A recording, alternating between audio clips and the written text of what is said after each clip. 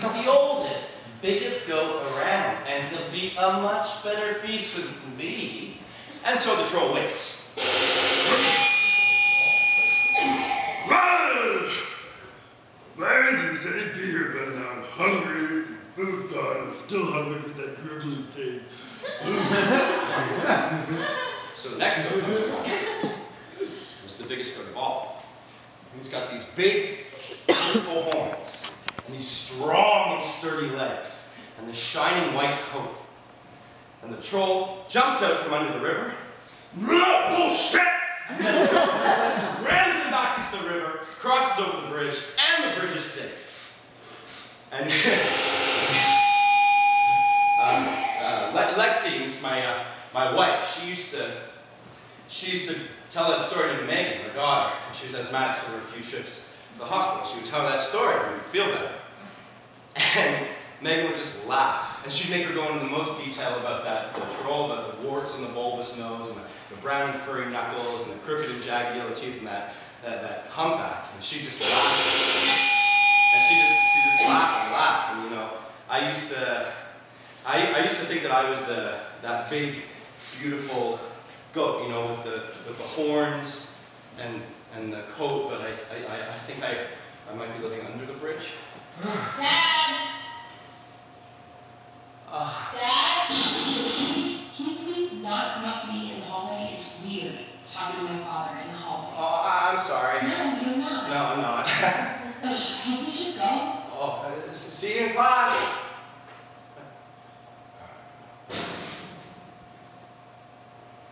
Right. So,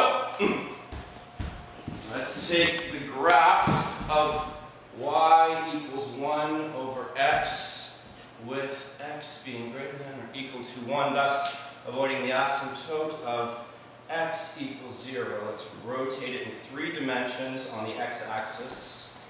And what do we get? Anyway.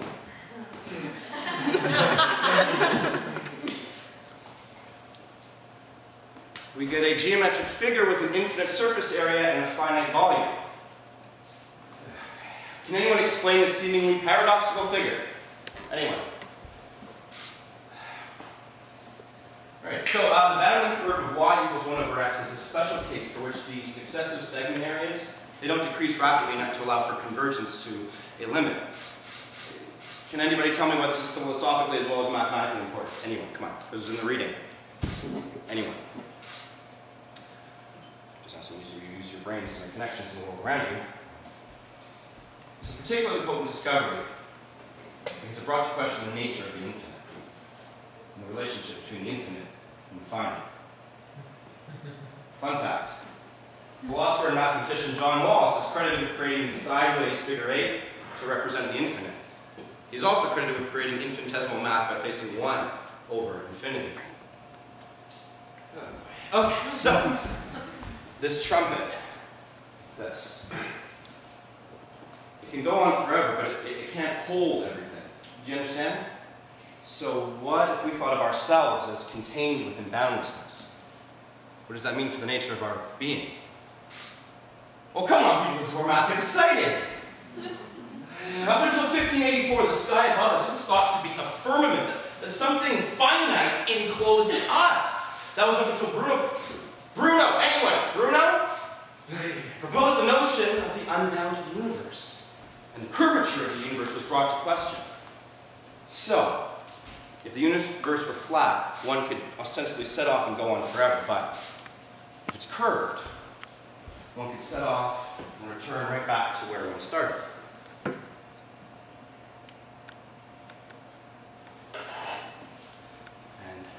if so, what lies beyond? You see, this is where logic and fact and figures fail us, and this is where philosophy picks up the slack. Numbers, shapes, geometry of the world around us. The beautiful design of it all.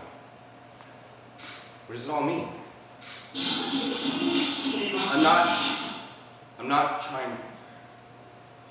What I mean to say is, have you ever seen something so beautiful that it convinces you that nothing but God alone could have